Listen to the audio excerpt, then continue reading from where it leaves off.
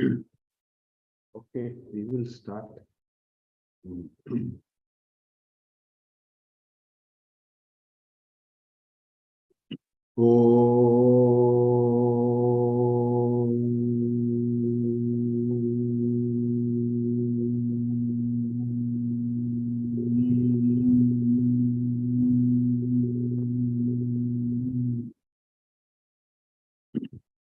Om Badram Karne Bishunuyama Devah Badram Pashye Makshabiryajatrah Sthirairangai Tuštuvagam Sastanubihi Vyashema Devahitam Yadayuhu Swastina Indro Vruddhashavah Swastina Pusha Vishwavedah Swastina Starkshyo Arishtanemihi Swastino Brihaspatir Dadatu Om Shanti Shanti Shanti.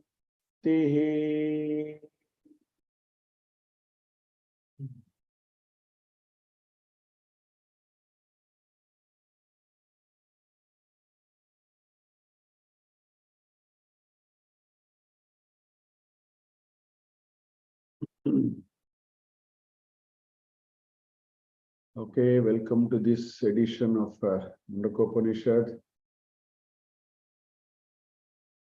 We are in the second section of the second Mundaka. We have seen 6 mantras. There are 10, 11 mantras actually in this.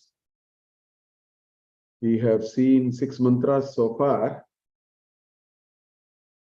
If you go back and look at these 6 mantras, there is one thing which will become very clear, and that is the Mula Uddesha of every Upanishad. This is not just true of only Mundakopanishad.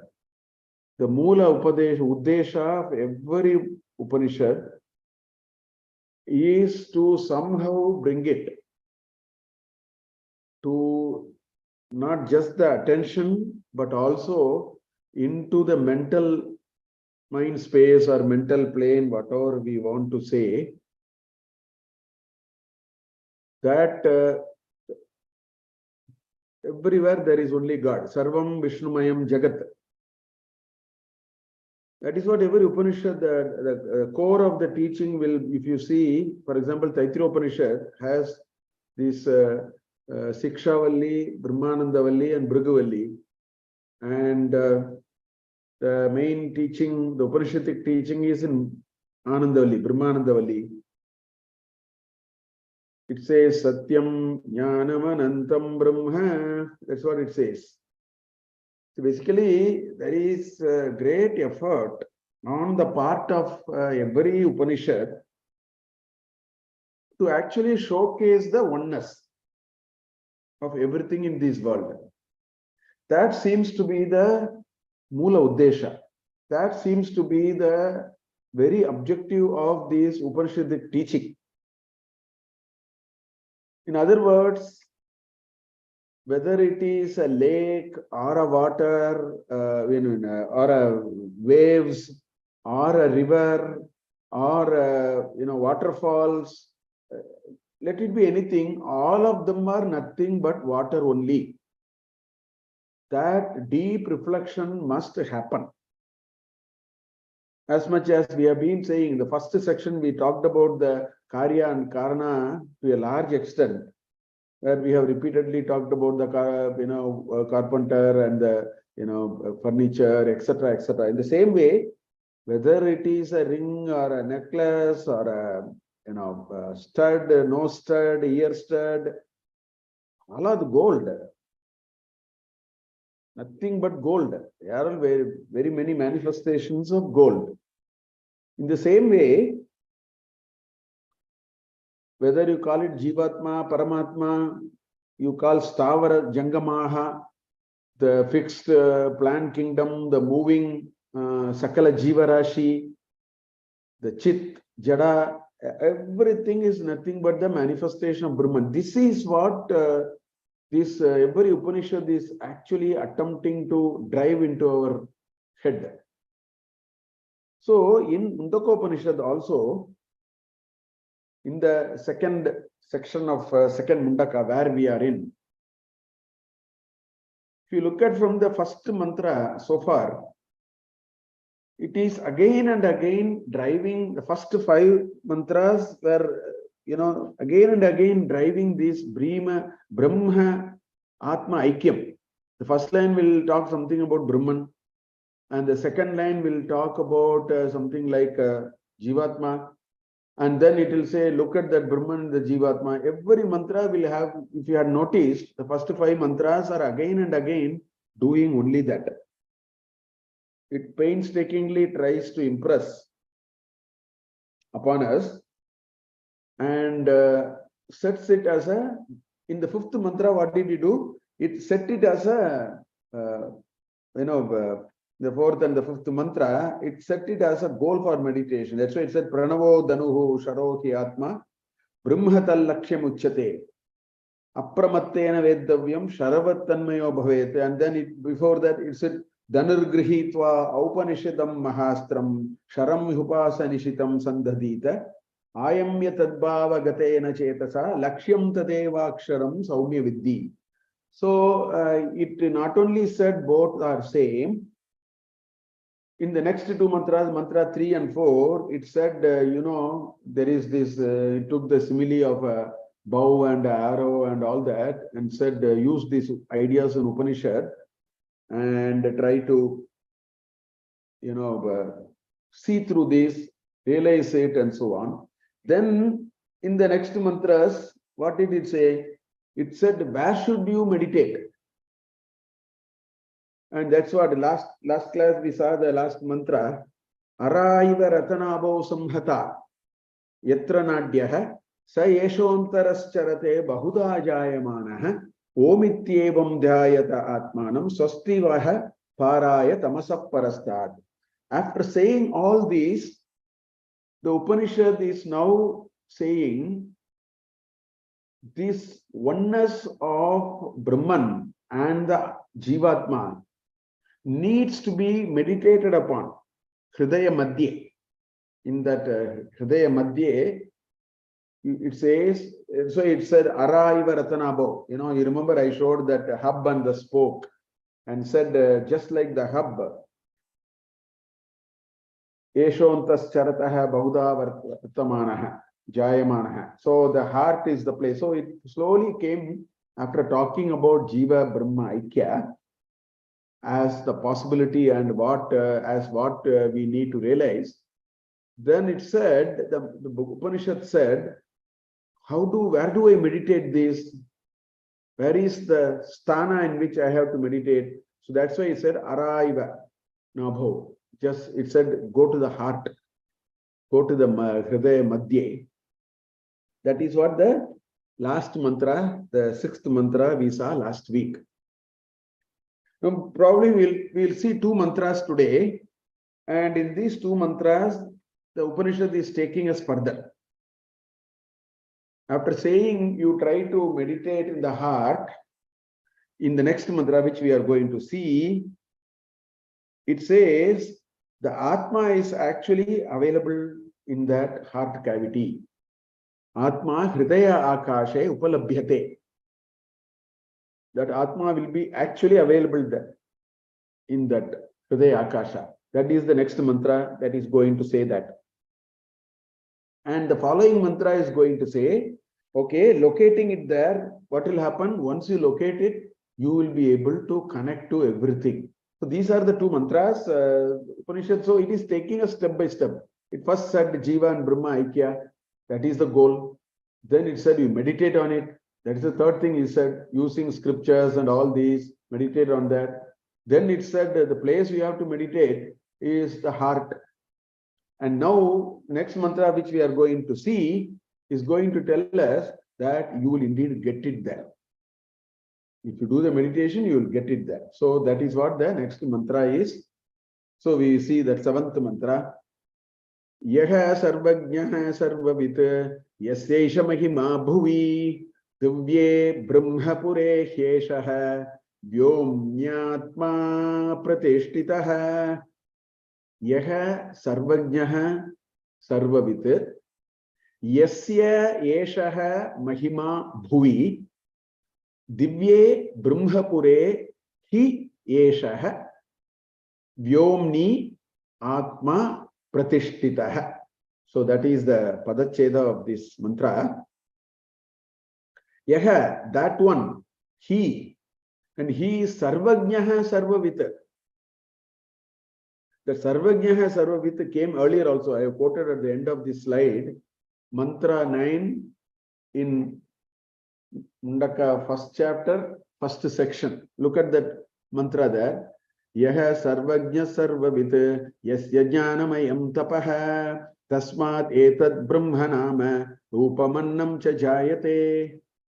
Same thing it says. Yaha sarvajnaha sarvavit, same thing is there. Yasya jnanamayam tapaha. It is saying, he is nothing but full of, it is nothing but engulfed by knowledge only. That's how it is saying. So anyway, we have already seen this, so I'm not going to go and explain it again. We have seen it in that mantra. So yaha sarvajnaha, one who is knower of everything. Sarvavit.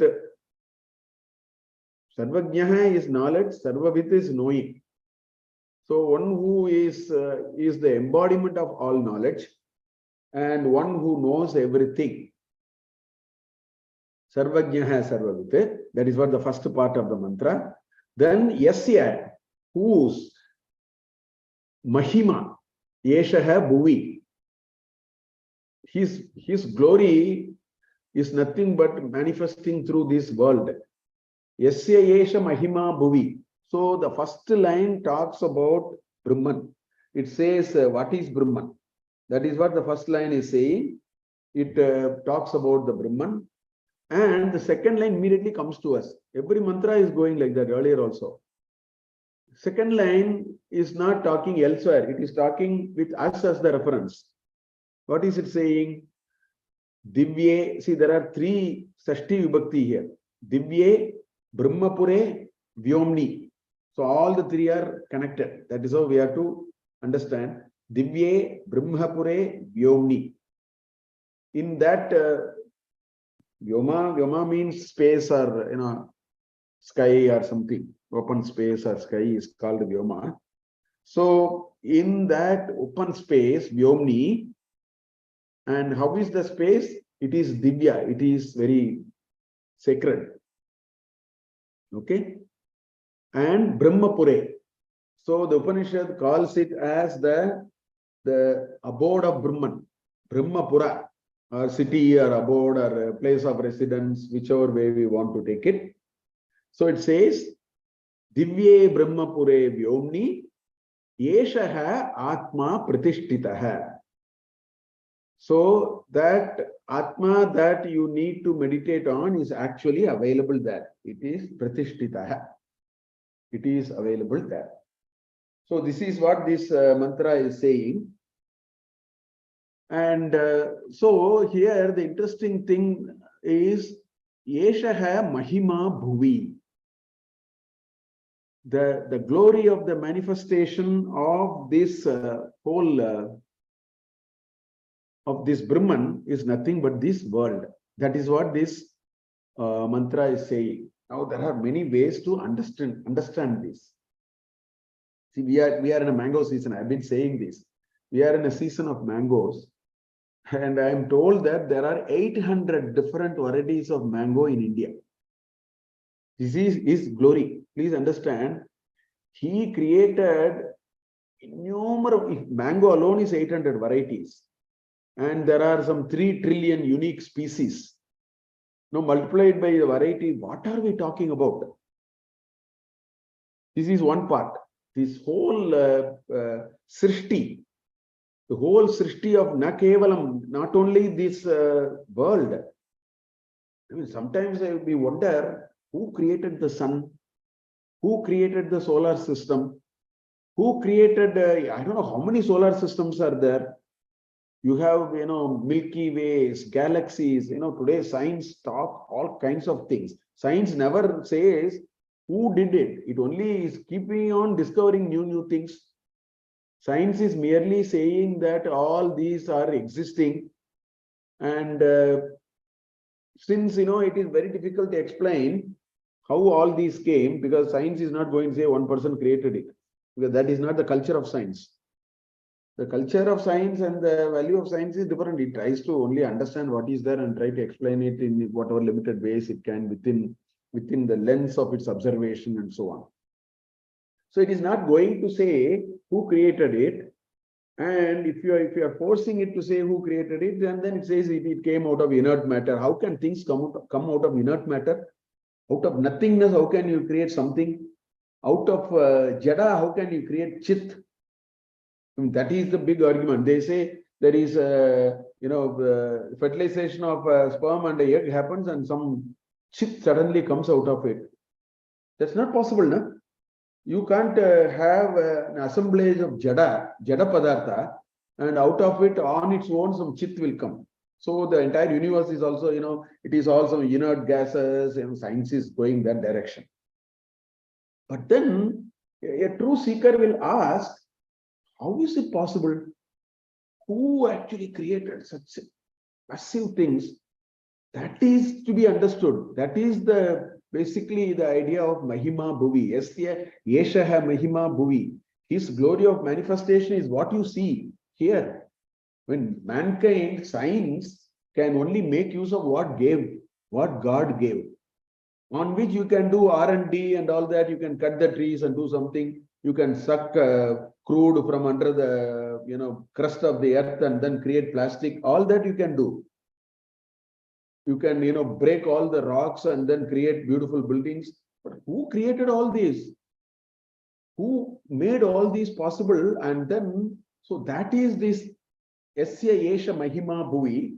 In fact, I was just looking at the Shankara Bhashya, which I will tell. In other words, there is another way to understand. The glory of all ornaments belong to the gold, right? Whether it's a beautiful gold necklace or a gold ring or a gold stud or whatever, the glory of all of them belongs to gold. In the same way, the glory of the entire universe of wooden artifacts and beautiful things made in wood belongs to the wood. In the same way, the glory of this world of manifestation, belongs to the Creator. And that is what this mantra is saying. Yasya Yesha Mahima Bhuvi. So this is one aspect of understanding that it is Brahman who created such beautiful forms and shapes and creatures and etc. and so on. Shankara Bhashya has some very interesting also explanations. Ko asau Mahima. What is this Mahima? The mantra is saying Yasya Yesha Mahima Bhuvi. What is this Mahima? Shankaracharya asks, Ko asau Mahima, Ko asau Mahima. And these are some of the things he says. Yasya ime dyava prithivyav shasane budrite tishtatah. See this dyu, this interspace, and the prithvi, the space and the earth, all these are supporting. The earth is not falling. There is a beautiful, today you can call it a force of gravity. I don't know who is supplying force of gravity. All these are terminologies that science has used. The fact remains that the space, the earth, and the planets and everything, they are all following their thing. Yasya Shasane, because of his Shasana, his rule, because of his, he created that. That's the first sentence Shankaracharya says. Then he says, Surya Chandramasau Yasya Shasane Alata Chakravat Ajasram Brahmatah. Surya and Chandra. Surya rises every day in the morning. Every day it sets.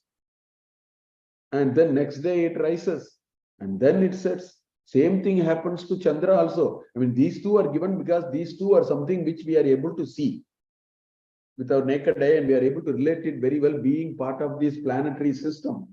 But what you should understand is not Surya Chandra. It is a galaxy of trillions of stars which are all following some rule.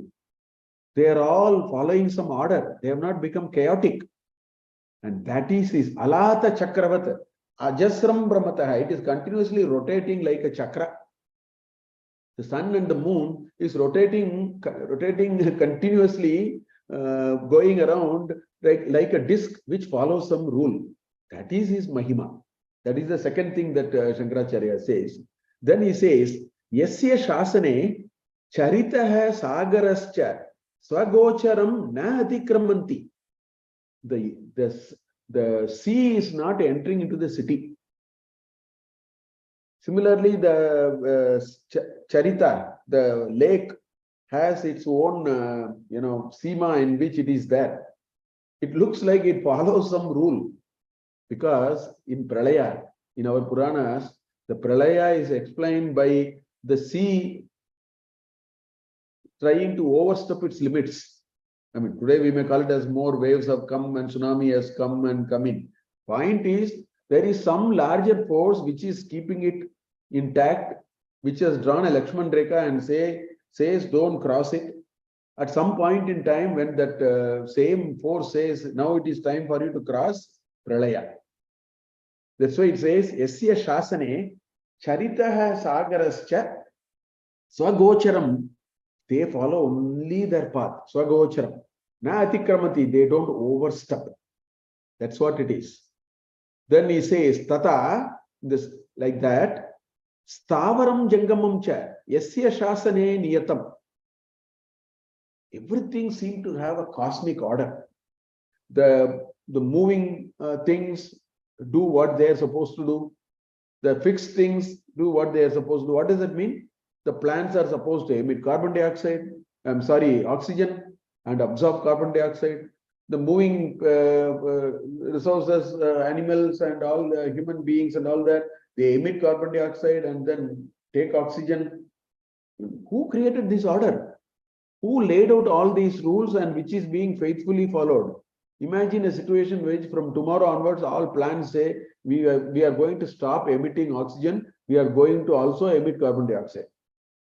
I mean, I am just telling in a very humorous way, but what I am saying is we have taken all these for granted. Where is it coming from? So that's what he says. Tata stavaram jangamam cha yasya shashane niyatam. They follow what is the rule laid out by that invisible hand. Tata ritavo ayane abdascha. Ritavaha ayane abdascha. Yasya shasanam na atikramanti. This whole, when you say Ritu, it talks about seasonal cycles.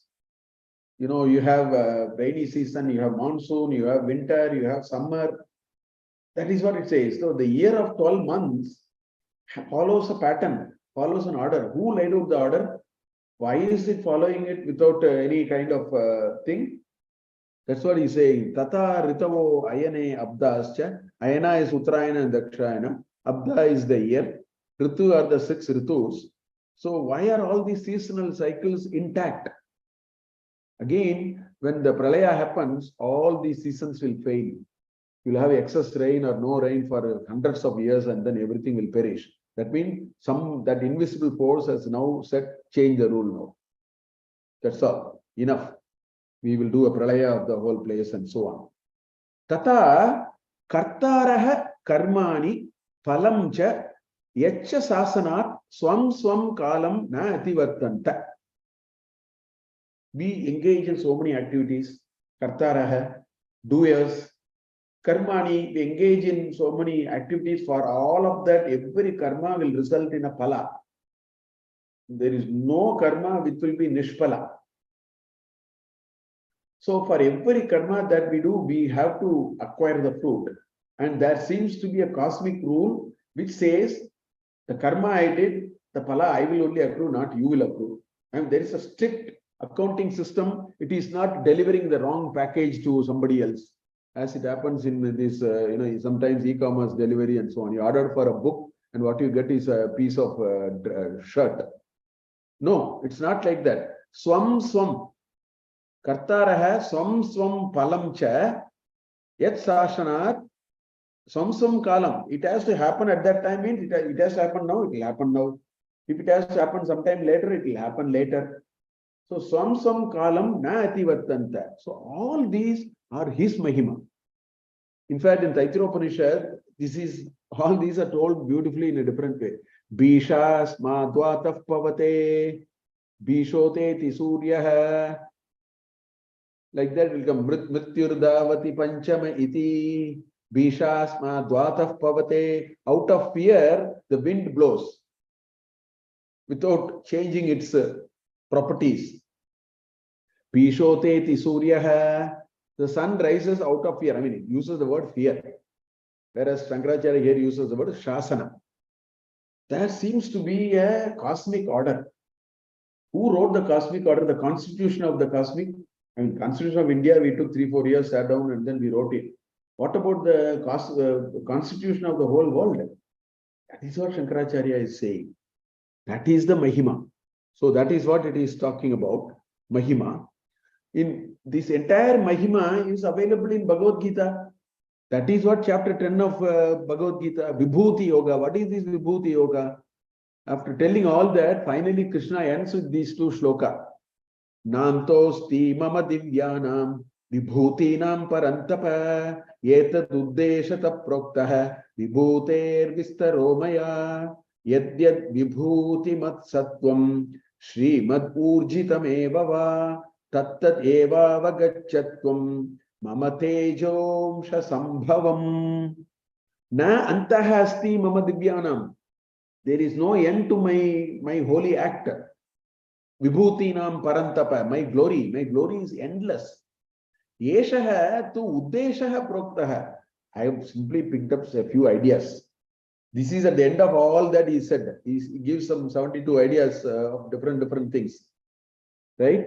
He says, Pandavanam Dhananjaya, Ritunam Kusumakaraha, Giro Asmi Ekaksharam, Stavaranam Himalaya, like that. So many examples he gave. Then he says, Yeshaha tu uddeshataha proktaha. Roughly I told you. Vibhutehe vistaromaya. My glory is very, very vistara, very vast. I can't tell you everything. Just as an example, I told some. Then he said, Yad vibhuti mat sattvam.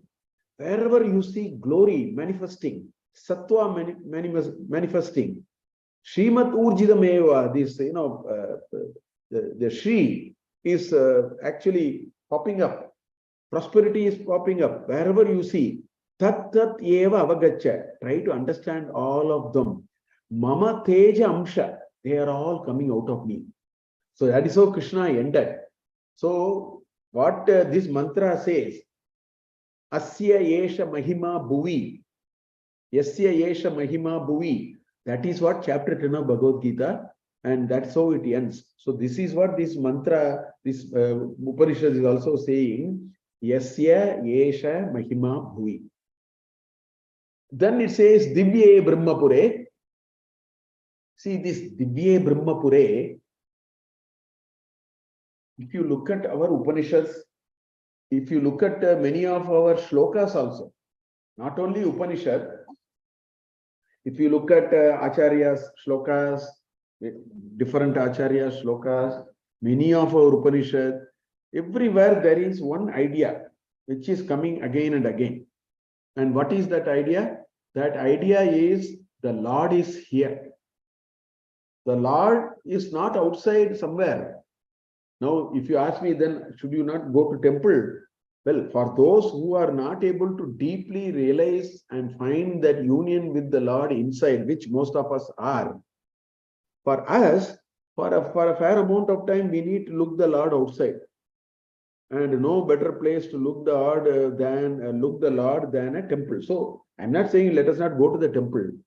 I am saying that that is a certain level of worship. A much higher level of worship is to see the Lord within.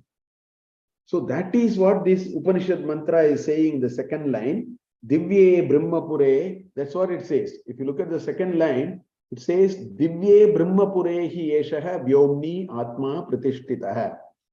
So all these Upanishads, not only these Upanishads, so many Upanishads are saying the same thing, that the Lord resides in within us, and because it is residing within us, it is Divya. So look at the adjectives here. The adjectives are Divya, it is sacred. Obviously, the place where Lord is sacred. If you see the Lord in a temple, temple is sacred. If you see the Lord in your puja room is sacred. In the same way, if you see the Lord in your heart, then it is Divya. That is why the word Divya comes, and Brahmapure. So that is where the Brahman is resident. So this idea is so frequently emphasized not only in Upanishads, but also in several stotras also, because what this Upanishad is saying is what Acharyas are also telling us. Therefore, we will see some of them. For example, look at this famous mantra in Mahanarayana Upanishad. Na karmana na prajayatane natyake naike amritatvamana pare nanakam nihitam guhayam viprajadetetyatayo vishanti vedanta vijñāsa sunisistitartha sanyasa yoga yataya shuddha sattva aha te brahma loke tuparāntakale paramritat parimuchanti sarve dahram vipapam parame eshvabhutam yet pundarikam puramadya saggastam. This mantra is frequently recited. Whenever great acharyas come, this is the constant resident. Tatra vidagnam gahanam vishoka tasmin yedantastadupasitovyam. I have painted in blue that which this Brahmapure Divya is all about.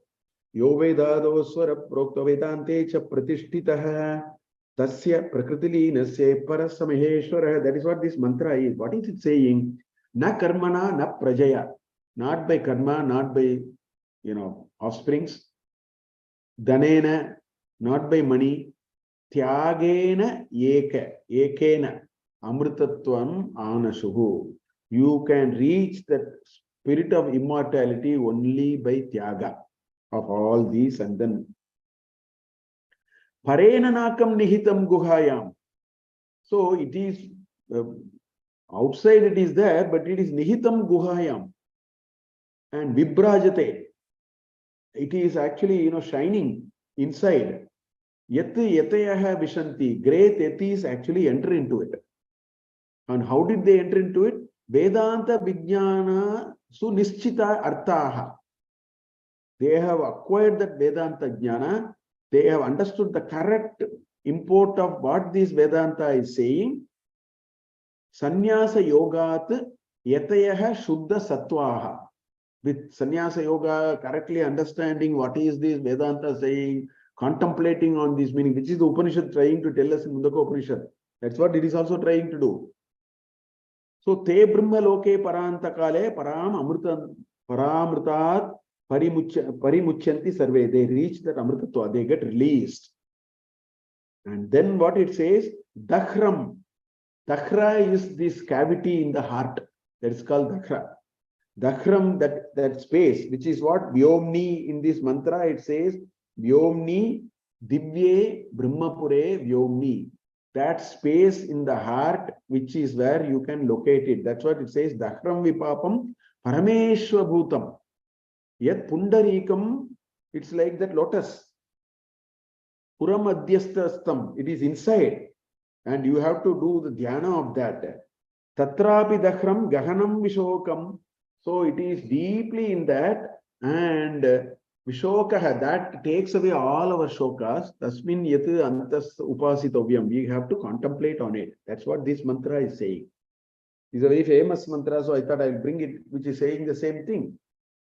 Look at this, the next mantra in Mahanarayana Upanishad, which is called Narayana Upanishad. And also it says very nicely, Antarbahicchadat sarvam vyapyanara yanastitah. This Narayana is antar bahischa. Everything is pervaded by Narayana. Vyapya, Narayana stitaha. Anantam avyayam kavigum samudrentam vishwasambhuvam. Anantam avyayam kavim. These are all the descriptions of that Narayana. Padma kosha pratikasham hridayam cha api adhomukam. Padma kosha pratikasham hridayam cha api adhomukam.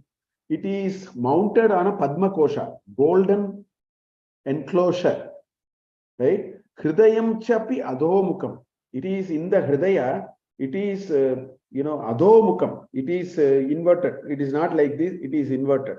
Adhomukam. Its face is downwards, is what it is saying.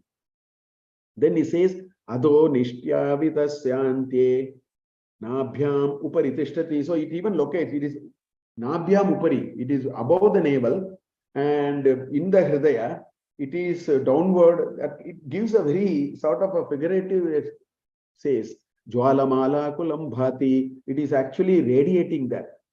Vishwasya ayatanam mahat. He is the protector and everything of the Vishwa. Right? Then he says, Tasyante sushiragum tasmin sarvam pratishtitam. Everything is resident here. So I just gave two examples from Upanishad just to tell you that this idea is emphasized by several Upanishads in several places. Again and again it is saying.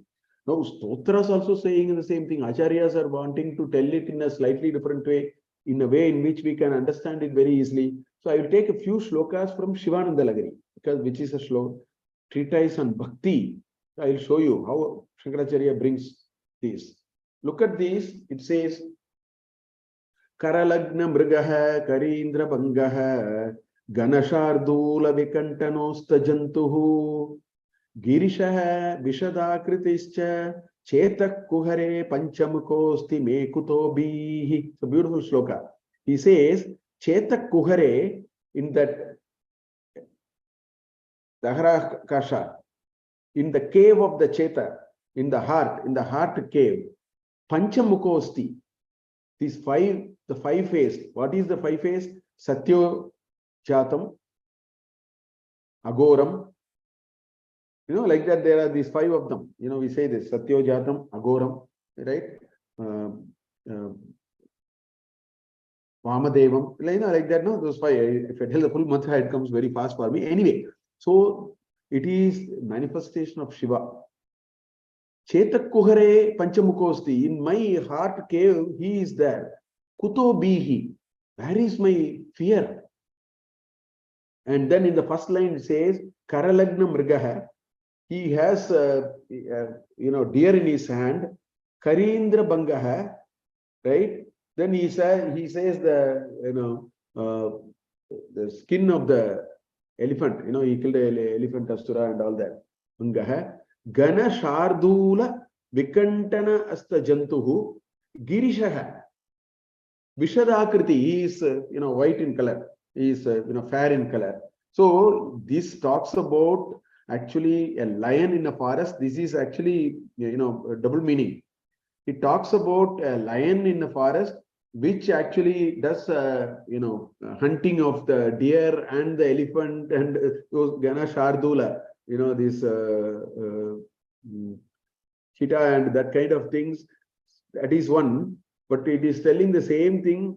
It also means that the Shiva who is having, deer in his hand, who has carry that Gaja Charmambaradara, Gaja Charmambaradara. So everything of this means to a lion which is hunting in a forest. It also is the description of the Shiva. That is the greatness of the shloka. That's why it says Panchamukosti.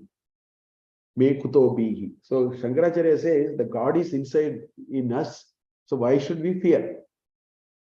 And look at this. This is again a very nice shloka. Shankaracharya is asking, what do I give to Lord Shiva? I do bhakti, I want to offer something to him. And Shankaracharya said, I started looking, what can I give him? And what he found was, I cannot give him anything. He already is endowed with everything. How is it? Karaste Hemadro. In your hand, you have the Himagiri. Girisha Nikataste Dhanapatau. Okay. You, by your side is the Dhanapati. Kubera is by your side. Nikataste. Grihaste Swarbhuja. I mean, your house is the Swarga. Amara Surabhi Chintamani Gane. In your house, all these are there. So Amruta Surabhi is there, Chintamani is there, Chintamani Gana is there, everything is there. So I can't give you any of those. Shiraste Sitamsho. You have Chandra in your Shiras, which is making it cool. At least I can give you a AC. I can't even give you a AC or a fan now. Because you are very comfortable with a Chandran on your head. Shiraste Sitamsho. Charana Yugalaste. So what can I give you? I inquire further. In your footsteps, in your foot, below your foot, what you have? Akila Shubhe. You, the entire responsibility of the Mangala of the entire world is lying at your foot. Samartham dasyeham. What can I give you? You have everything. What am I going to give you? Then he says, Bhavatu Bhavatartham mama manaha. My manas, my heart, where you come and sit there. That is the meaning. I will give that to you. I will do contemplation so that you appear there. So Bhavatu Bhavatartham mama manaha. This you will not have. I will give this to you. You will have everything, but you will not have my mind. My heart space is uniquely mine. I will give it to you. Like that, Shankaracharya says the importance of, again, how we have to reflect on the God in our heart. Then he says, this is another beautiful sloka. Ma gachyatvam itastata tato girishabho mayyeva vasam kuru swamin adikirata mamakamanaha kantara simantare Vartante bahushaha mriga madajusho masarya mohadayah tan hatva mrigaya vinoda ruchita labam cha samprapsyasi. He says, Ma gachyatvam itastatah. He says to Shiva, don't go here and there. Why are you loitering here and there? Girisha. Mayeva vasam kuru. You be with me only. Why? Swamin Adi Kirata. He is a Kirata. Kirata is a hunter. You know, in this Arjuna story, you know, Kirata Arjuna. So Kirata is a hunter. There is that story where Shiva comes in the form of a hunter. So now Shankaracharya is addressing Shiva in the hunter form. He says a hunter is looking for animals, no? So he says, don't go searching for animals here and there. Mayeva vasam kuru. Because there are so many animals in me. That's what he is saying. Mamaka manaha kantara simantare. This be in my manas. Stay here. Because as a hunter, you can hunt a lot of things. That's what he is saying. Vartante bahushaha mrigaha. You know what is there in this, my forest called Manas? There are so many animals are there. And they have Mada, Matsarya, Moha. All kinds of animals are really, creating a havoc. You are a good hunter. So why are you going here and there? Don't go here and there. Come to my Manas and be there. Hatva, Mrigaya, Vinoda, Ruchita, Labam cha samprapsasi. You are a hunter. You will be very happy. I will be happy because you came into my heart. So like this, very nicely Shankaracharya is saying, but many of the Acharyas, many of the Stotras also, they again and again point that the God is to be found here. All these are the meaning of Divye Brahmapure Vyomni. That is what this Upanishad is saying. So therefore, this Upanishad mantra is saying that the God is here. You will get the God here. If you use Danu, so Upanishadam Pranavo Danuhu, Upanishadam Danuhu, Grihitva, all that he said do meditation. And then he said Araiva Ratanabo. The next mantra it said like the hub of the spoke, here is the hub of that place. Now he is saying you will get it here. You will find that Brahman here. That's what this mantra is saying now. We'll go to the next mantra. Next mantra says Manomaya prana sharira reta pratishtitone hridayam sannidaya tat vijnanena paripashyanti dhiraha anandarupam amritam yad vibhati. Says Manomaya prana sharira neta. That is the next thing it is talking. Prana sharira neta pratishtitaha anne. That's what it is saying. Pratishtitaha anne. Hridayam sannidhaya. Tat vijnanena paripashyanti dhiraha anandarupam amrutam yat vibhati. So in this mantra, what this Upanishad is saying, if you can locate that Brahman here, if you are able to locate the Brahman here, which I have been so painstakingly saying, what will happen? What you see here, you will be able to see everywhere. You will connect, you will finally connect to everything by doing it here.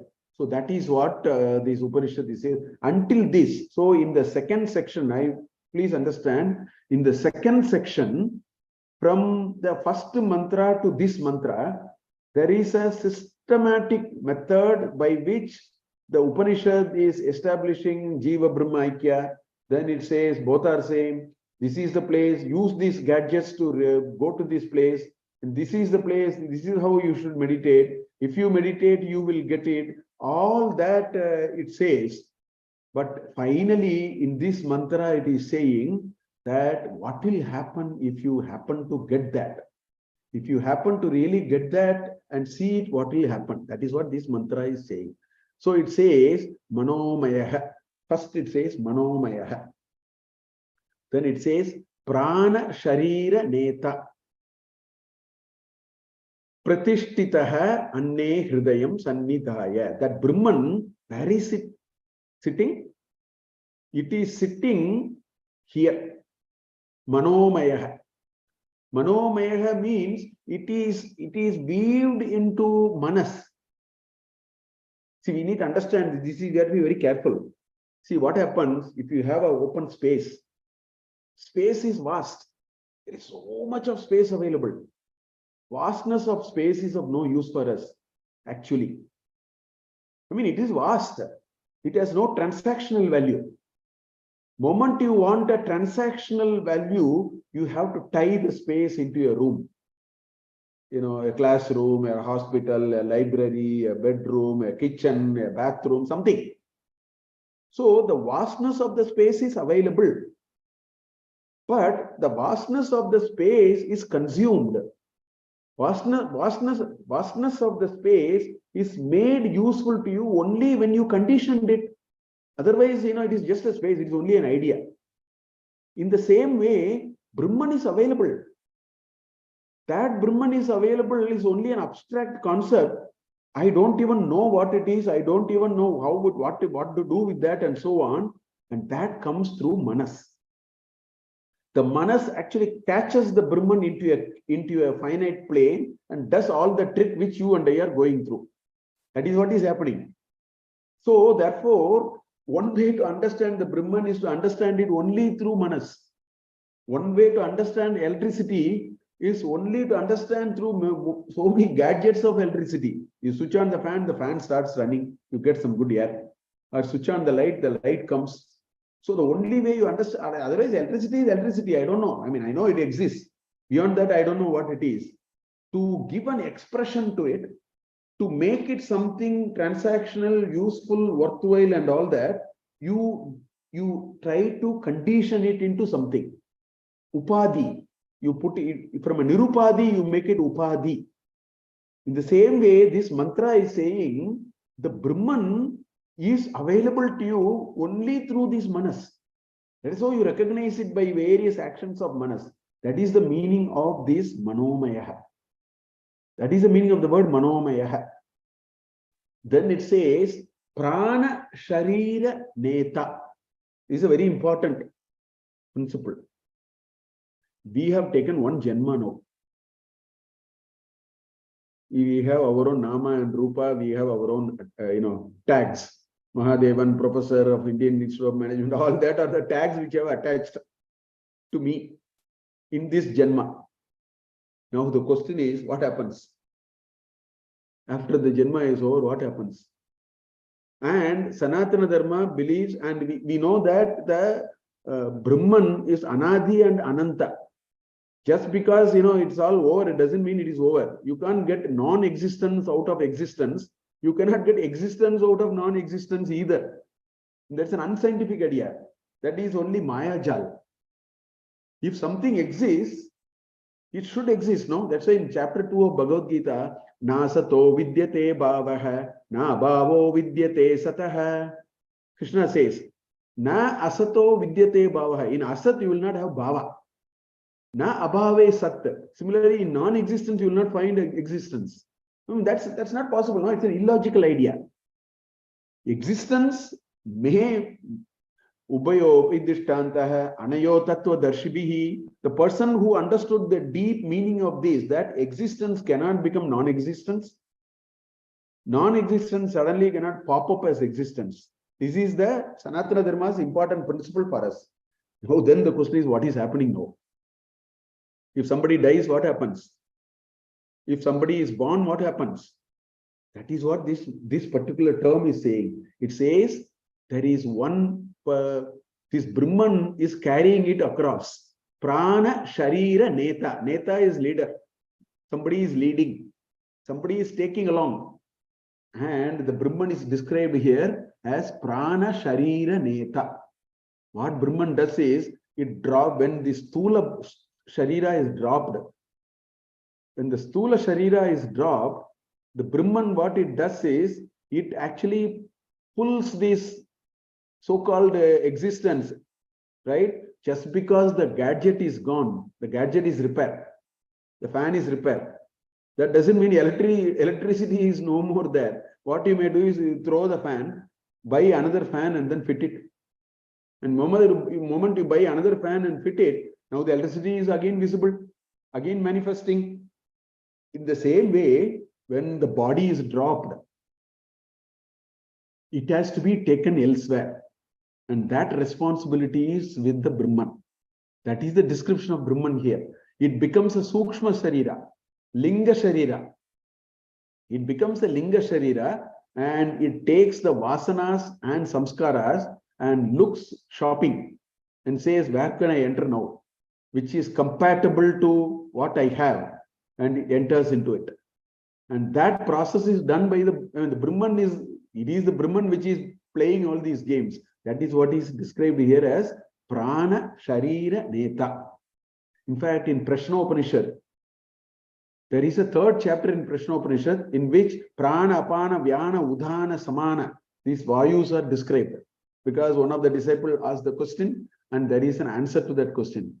There you should look at the description for Udhana Vayu. The Udhana Vayu is exactly this. When a person collapses, when a person ends the Janma, the Brahman gives the job to the Udhana Vayu to pull this out of this body, take it out of this body and then do what needs to be done, bring it to somewhere. After all the karma palas, go back and then get into the next body. That is the Prana Sharira Neta. That is what this particular word is saying. Pratishtito Anne. This Brahman, where is it located? It is located physically in the Annamaya Kosha. Anna is not food. Annamaya Kosha. Because of food only this body is nourished and it is living. No? So, Pratishtitaha Anne. So, the first two talks about Brahman, how Brahman becomes available, how Brahman travels from one plane, one physical reality to another physical reality. Brahman is available only through Manas. Brahman is traveling from one to other and ensures this continuity, which is Prana Sharira Neta. Then it says, when it is somewhere, where is it? It is in this physical cage. That is called Anne. Anne means Annamaya Koshe. Okay? It is sitting in this body and Hridayam Sannidaya. It is firmly established. I mean, even when I am sitting in the room, I am sitting in a place, I am in the house, but I am in a particular place. I am generally known to be a Devata, a god in a temple is only in a sanctum sanctorum. A god in a temple is not on a prahara, thrown at one corner. It is not like that. Where do you find the god? The god is in the Garbhagraha, sanctum sanctorum. So the Garbhagraha for the Brahman in our Annamaya Kosha is Hridayam. That is what this Upanishad is painstakingly telling in the last 4 mantras. Hridayam Sannidhaya. It is actually established in the Hridaya. Tat Vijnanena, if you have really understood and experienced it, all the 7 mantras are leading us here. It is saying there is something called Brahman. Brahman is same as you. You can see it in your Hridaya. In Hridaya cave, it is available. Use a methodology of meditation and find it. If you do the meditation, you will find it. Now it is saying what will happen after you find it. Tad Vijnanena, having got that experience, Dhiraha Paripashyanti. The pari is a upasarga, prefix.